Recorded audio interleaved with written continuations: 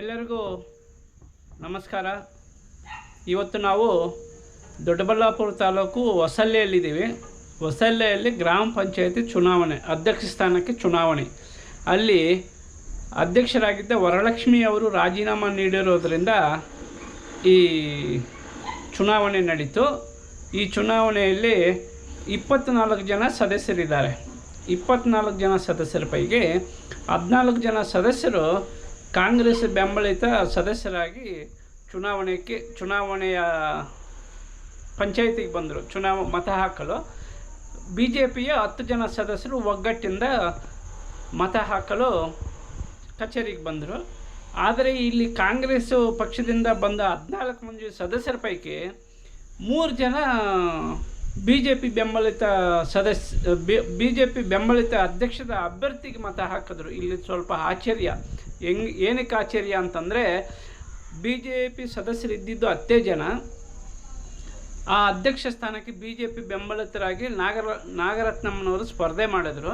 ನಾಗರತ್ನಮ್ಮನವರು 10 ಜನ ಇದ್ದ ನಾಗರತ್ನಮ್ಮನವ್ರ ಬೆಂಬಲದಿಂದ ಇನ್ನು 3 ಜನ ಕಾಂಗ್ರೆಸ್ನವರು ಬಿ ಜೆ ಪಿಗೆ ಮತ ಹಾಕಿದರು. ಆಶ್ಚರ್ಯವಾಗಿ ಇವರು ಎಲ್ಲ ಮತ ಹಾಕಲು ಬೇರೆ ಕಡೆಯಿಂದ 14 ಜನ ಸದಸ್ಯರು ಬಸ್ಸಲ್ಲಿ ಬಂದರು. ಬಸ್ ಇಳಿದ್ರು, ಆನಂದವಾಗಿ ಹೋದರು. ಪಂಚಾಯತಿ ಒಳಗಡೆಗೆ ಹೋದರು. ಪಂಚಾಯತಿ ಒಳಗಡೆಗೆ ಹೋದ್ಮೇಲೆ ಅದು ಏನಾಯಿತು ಎತ್ತಾಯಿತು ಗೊತ್ತಿಲ್ಲ. ಈ ಕಾಂಗ್ರೆಸ್ ಬೆಂಬಲಿತ ಅಧ್ಯಕ್ಷರು ನಾಗವೇಣಿ ಅವ್ರಿಗೆ ಮತ ಹಾಕಲು ಬಂದ ಈ 14 ಸದಸ್ಯರ ಪೈಕಿ 3 ಜನ ಸದಸ್ಯರು ಬಿ ಜೆ ಪಿ ಬೆಂಬಲಿತ ಅಧ್ಯಕ್ಷ ಸ್ಥಾನಕ್ಕೆ ಸ್ಪರ್ಧೆ ಮಾಡಿದ ನಾಗರತ್ನಮ್ಮನವ್ರಿಗೆ ಮತ ಹಾಕಿದರು. ಅಂತಂದರೆ ಈ 24 ಸದಸ್ಯರ ಪೈಕಿ 13 ಮತ ಬಿ ಜೆ ಪಿ ಬೆಂಬಲಿತ ನಾಗರತ್ನಮ್ಮನವ್ರಿಗೆ ಮತ ಬೀಳ್ತವೆ. ಕಾಂಗ್ರೆಸ್ ಬೆಂಬಲಿತ ನಾಗವೇಣಿ ಅವರಿಗೆ ಕೇವಲ 11 ಮತ ಬೀಳ್ತವೆ. ಬಸ್ಸಲ್ಲಿ ಕಾಂಗ್ರೆಸ್ನವರು ಎಲ್ಲರೂ ಒಗ್ಗಟ್ಟಿಂದ ಬಂದಿದ್ದು 14 ಜನ. ಹೆಂಗೆ ಮಾಯ ಆಯಿತು? 3 ಜನ ಸದಸ್ಯರು ಬಿ ಜೆ ಪಿ ಬೆಂಬಲಿತ ನಾಗರತ್ನಮ್ಮನವ್ರಿಗೆ ಮತ ಹಾಕ್ತಾರೆ.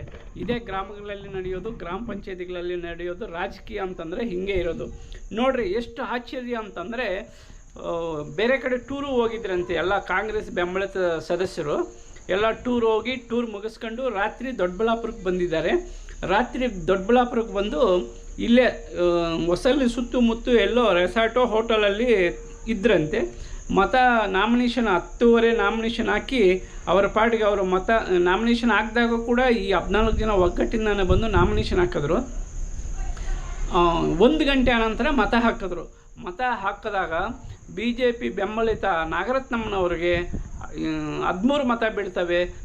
ಕಾಂಗ್ರೆಸ್ ಬೆಂಬಲಿತ ನಾಗವೇಣಿ ಅವರಿಗೆ 11 ಮತ ಬೀಳ್ತವೆ. ಒಟ್ಟು ಇರೋದು 24 ಜನ ಸದಸ್ಯರ ಪೈಕಿ ಕಾಂಗ್ರೆಸ್ ಬೆಂಬಲಿತರಾಗಿ ಕಾಂಗ್ರೆಸ್ ಜೊತೆಯಲ್ಲಿ ಓಡಾಡಿದ 14 ಮಂದಿ ಪೈಕಿ 3 ಜನ ನಾಗವೇಣಿ ಅವ್ರಿಗೆ ಮೋಸ ಮಾಡಿ ಬಿ ಜೆ ಪಿ ಬೆಂಬಲಿತ ನಾಗರತ್ನಮ್ಮನವರಿಗೆ ಮತ ಹಾಕಿದ್ದಾರೆ ಅಂಥೇಳಿ ಪ್ರಚಾರ ನಡೀತೈತೆ. ಪ್ರಚಾರ ಅಲ್ಲ, ಎಲೆಕ್ಷನ್ ಮುಗೀತಲ್ಲ. ಎಲೆಕ್ಷನಲ್ಲಿ 14 ಜನ ಕಾಂಗ್ರೆಸ್ ಬೆಂಬಲಿತರು ಬಂದಿರಲ್ಲ. 14 ಮತ ಬರಬೇಕು ನಾಗರತ್ನಮ್ಮನವ್ರಿಗೆ. 14 ಮತ ಬರಲಿಲ್ಲ. ಕೇವಲ 11 ಮತ ಬಂತು. 3 ಮತ ಬಿ ಜೆ ಪಿನವ್ರಿಗೆ ಬಿತ್ತು.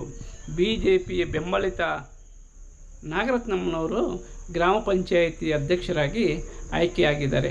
ಈ ಎಲೆಕ್ಷನ್ ಏನಕ್ಕೆ ನಡೀತು ಅಂತಂದರೆ, ಇಂದಿನ ಗ್ರಾಮ ಪಂಚಾಯಿತಿ ಅಧ್ಯಕ್ಷರಾಗಿರ್ತಕ್ಕಂಥ ವರಲಕ್ಷ್ಮಿ ಅವರು ರಾಜೀನಾಮೆ ನೀಡಿದ ಕಾರಣ ಇವತ್ತು ಅಧ್ಯಕ್ಷ ಸ್ಥಾನಕ್ಕೆ ಮಾತ್ರ ಚುನಾವಣೆ ನಡೀತು.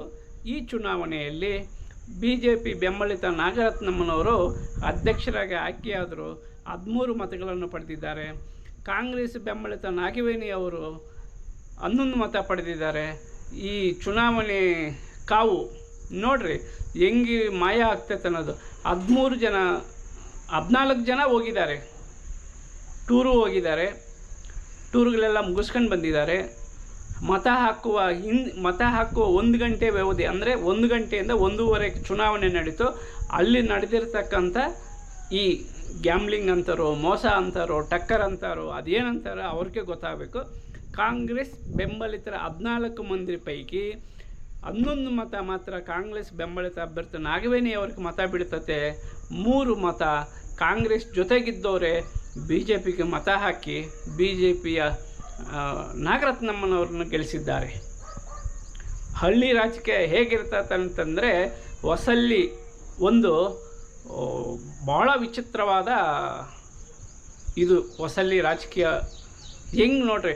ಆಮೇಲೆ ಈ ಬಸ್ಸಲ್ಲಿ ಬಂದರು 14 ಜನ ಸದಸ್ಯರು ಕೂಡ ಬಸ್ಸಲ್ಲಿ ಲೈನಾಗಿ ಅವರ ಫ್ಯಾಮಿಲಿ ಸಮೇತ ಪಂಚಾಯತಿ ಮುಂದೆನೇ ಇಳಿದ್ರು. ಪಂಚಾಯತಿ ಮುಂದೆ ಇಳಿದು ಅವರು ಮಾತನಾಡ್ತಾನೆ ಓಟ್ ಹಾಕೋದಕ್ಕೆ ಒಳಗಡೆ ಹೋದರು. ಅಲ್ಲಿ ಏನು ನಡೀತು ನಡೀತು ಯಾರಿಗೂ ಗೊತ್ತಾಗಲಿಲ್ಲ. ಕಾಂಗ್ರೆಸ್ ಅಭ್ಯರ್ಥಿ ನಾಗರತ್ನಮ್ಮನವ್ರನ್ನು ಜೊತೆಗಿದ್ದವರೇ ಸೋಲಿಸಿದ್ದಾರೆ. ಬಿ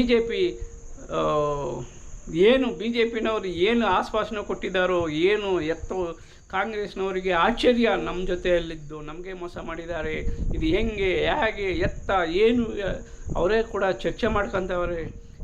ಏನಕ್ಕೆ ಈ ಥರ ಆಯಿತು ಅಂತ ಚರ್ಚೆಗಳು ಮಾಡ್ಕೊಂಡು ಇದು ತುಂಬ ಈ ಹೊಸಳ್ಳಿ ಗ್ರಾಮ ಪಂಚಾಯತಿ ಅಧ್ಯಕ್ಷರ ಚುನಾವಣೆ ರಾಜಕೀಯ ತುಂಬ ಬಿಸಿಯಾಗೈತೆ. ಯಾಕೆ ಮೋಸ ಆಯಿತು, ನಮಗೆ ಯಾರು ಮೋಸ ಮಾಡಿದ್ರು? ಎಲ್ಲರೂ ಅದ್ರ ಜೊತೆಗೇ ಇದ್ದಾರೆ. ಚುನಾವಣೆ ಮುಗಿದ ನಂತರ ಕೂಡ ಒಬ್ಬ ಸದಸ್ಯರೇನೋ ಓಟ್ ಹಾಕ್ಬಿಟ್ಟು ಮನೆಗೆ ಹೋದ್ರಂತೆ. ಉಳಿದ ಸದಸ್ಯರೆಲ್ಲ ಕೂಡ ಇವ್ರ ಜೊತೆಗೇ ಇದ್ದಾರೆ. ಯಾರು ಮೋಸ ಮಾಡಿದ್ರು, ಮೋಸ ಮಾಡಿದ್ರು, ಇದೇ ಚರ್ಚೆ ಮಾಡ್ತಾ ಇದ್ದಾರೆ. ನೋಡ್ರಿ, ಅವರು ಹೇಗೆ ಬಸ್ ಇಳಿದು ಬರ್ತಾರೆ, ಒಳಗಡೆಗೆ ಹೋಗ್ತಾರೆ. ಒಳಗಡೆಗೆ ಹೋದ ನಂತರ ನಡೆದಿರ್ತಕ್ಕಂಥ ರಾಜಕೀಯ ಪಿತೂರಿ ಅಂತಾರು ನೀವೇ ಅರ್ಥ ಮಾಡ್ಕೋಬೇಕು ಹಳ್ಳಿಗಳಲ್ಲಿ ಯಾವ ಥರ ರಾಜಕೀಯ ಇರ್ತದಂತ. ನೋಡ್ರಿ, 3-4 ದಿನ ಜೊತೆಗೆ ಇದ್ದು ಕೂಡ ಕೇವಲ 1 ಅವರಲ್ಲಿ 1 ಗಂಟೆ ಕಾಲ ಅವಧಿಯಲ್ಲಿ ರಾಜಕೀಯ ಬದಲಾವಣೆ ಅಂತಂದರೆ ಹೊಸಳ್ಳಿಯಲ್ಲಿ ನಡೆದಿದೆ.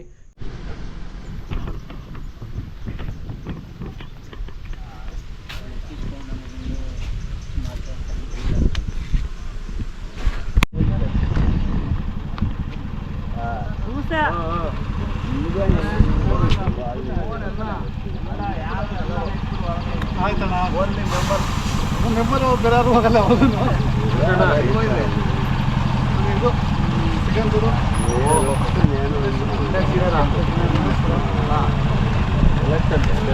ನರೇಂದ್ರ ಬಾಬು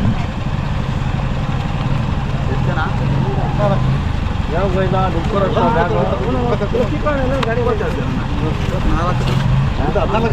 ಸಪೋರ್ಟ್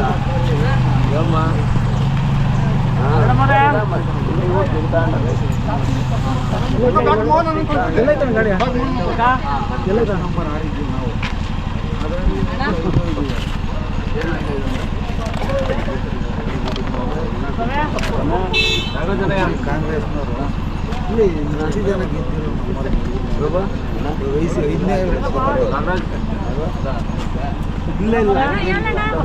ಪರ್ಫೆಕ್ಟ್ ಎಲ್ಲ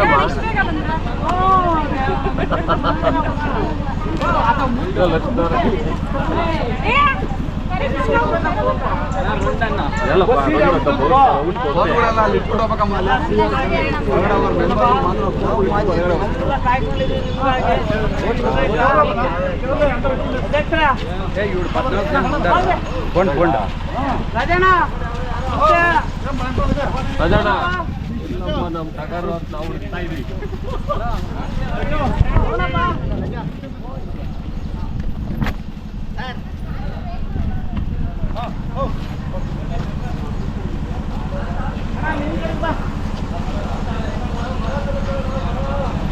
ಬರ ತಗಲ್ತಾರ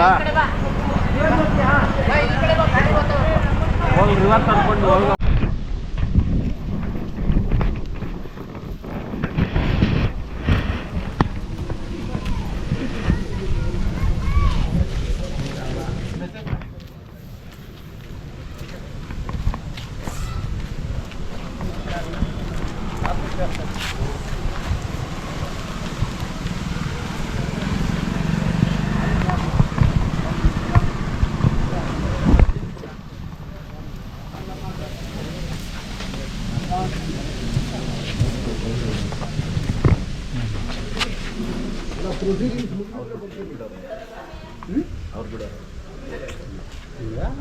ಅವ್ರು ಮಾಡ್ತಾರಂತ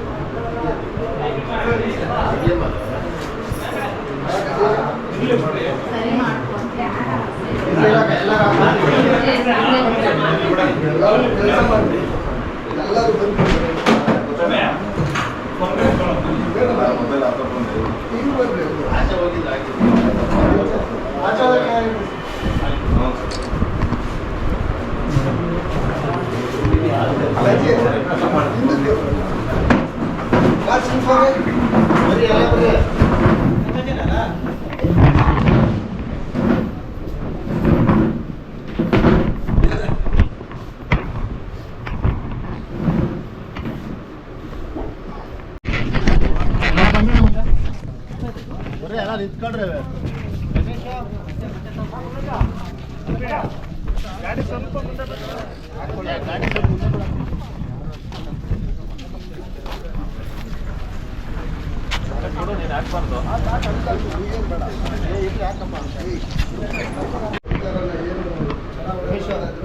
ಅವ್ರಿಗೊಂದು ಸ್ಪಷ್ಟವಾದ ಒಂದು ಭಗವಂತನ ನಿರ್ಣಯ ಇವತ್ತಾಗಿದೆ.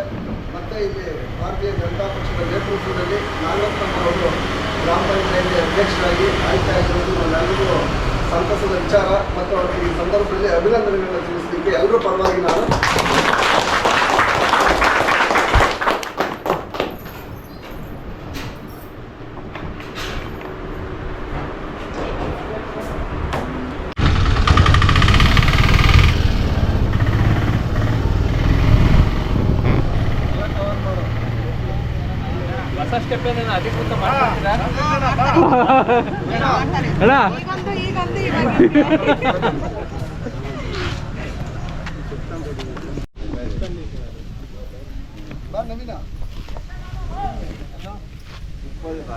बोलो भारत माता की जय, बोलो भारत माता की जय, बोलो भारत माता की जय, जय बीजेपी की जय, बीजेपी सरकार के जय, जय बीजेपी सरकार के जय, बीजेपी के जय, भारत माता की जय।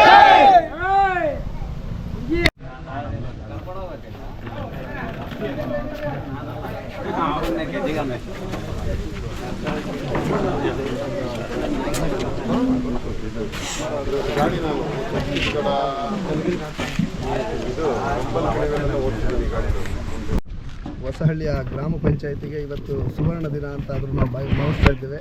ಕಾರಣ ಏನು ಅಂದರೆ ಕಳೆದ 9 ವರ್ಷಗಳ ಹಿಂದೆ ಭಾರತೀಯ ಜನತಾ ಪಕ್ಷ ಸ್ವತಂತ್ರವಾಗಿ ಅಧಿಕಾರವನ್ನು ನಡೆಸುವಂಥ ಸ್ಥಿತಿನಲ್ಲಿದ್ದಂಥ ಸಂದರ್ಭದಲ್ಲಿ ಅಂದಿನ ಕುತಂತ್ರದಿಂದ ಕೇವಲ 6 ತಿಂಗಳು ನಾವು ಅಧ್ಯಕ್ಷರಾಗಿ ಇದ್ದು ಮತ್ತೆ ರಾಜೀನಾಮೆ ಕೊಡ್ತೀವಿ ಅಂತ ಹೇಳಿ ಅಧಿಕಾರ ಪಡೆದಂಥ ಜನ ಮೋಸದಿಂದ 9 ವರ್ಷಗಳು ನಿರಂತರವಾಗಿ ಅನ್ಯಾಯ ಅಕ್ರಮಗಳಿಂದ ಆಡಳಿತ ನಡೆಸಿದರು. ಇವತ್ತು ಭಗವಂತ ಮತ್ತೆ ನಮಗೆ ಅಧಿಕಾರದ ವಿಚಾರದಲ್ಲಿ ಜಯಶೀಲರನ್ನಾಗಿ ಶ್ರೀಮತಿ ನಾಗರತ್ನಮ್ಮ ಅವ್ರನ್ನ BJP ಬೆಂಬಲಿತರನ್ನಾಗಿ ಇವತ್ತು ಚುನಾವಣೆಯಲ್ಲಿ ಆಯ್ಕೆಯಾಗಿದ್ದಾರೆ. ಹಾಗಾಗಿ ಮುಂದಿನ ದಿನಗಳಲ್ಲಿ ಗ್ರಾಮ ಪಂಚಾಯಿತಿ ವತಿಯಿಂದ ಏನೇನು ಅಭಿವೃದ್ಧಿ ಕಾರ್ಯಕ್ರಮಗಳು ನಡೀಬೇಕು, ಈಗ ಶಾಸಕರು ಮತ್ತು ಸಂಸದರು ಸಹ ಭಾರತೀಯ ಜನತಾ ಪಕ್ಷದವರೇ ಇರೋದರಿಂದ ಗ್ರಾಮ ಪಂಚಾಯಿತಿಯಲ್ಲಿ ಉತ್ತಮ ಅಭಿವೃದ್ಧಿ ಕೆಲಸಗಳನ್ನ ಮಾಡಲಿಕ್ಕೆ ನಮಗೆಲ್ಲರಿಗೂ ಇವತ್ತು ಶಕ್ತಿ ಬಂದಿದೆ. ಇದಕ್ಕೆ ಪೂರಕವಾಗಿ ಕೆಲಸ ಮಾಡಿದಂಥ ಗ್ರಾಮ ಪಂಚಾಯಿತಿ ಎಲ್ಲ ಭಾರತೀಯ ಜನತಾ ಪಕ್ಷದ ಸದಸ್ಯರುಗಳಿಗೆ ಮತ್ತು ಈ ಒಂದು ಚುನಾವಣೆಯಲ್ಲಿ ಜಯಶೀಲತೆಯನ್ನು ತಂದುಕೊಟ್ಟಂಥ ಎಲ್ಲ ಮತದಾರರಿಗೂ ಸಹ ನಾವಿವತ್ತು ಅಭಿನಂದನೆಗಳನ್ನ ಸಲ್ಲಿಸಲಿಕ್ಕೆ ಇಚ್ಛೆ ಪಡ್ತಾ ಇದ್ದೇವೆ.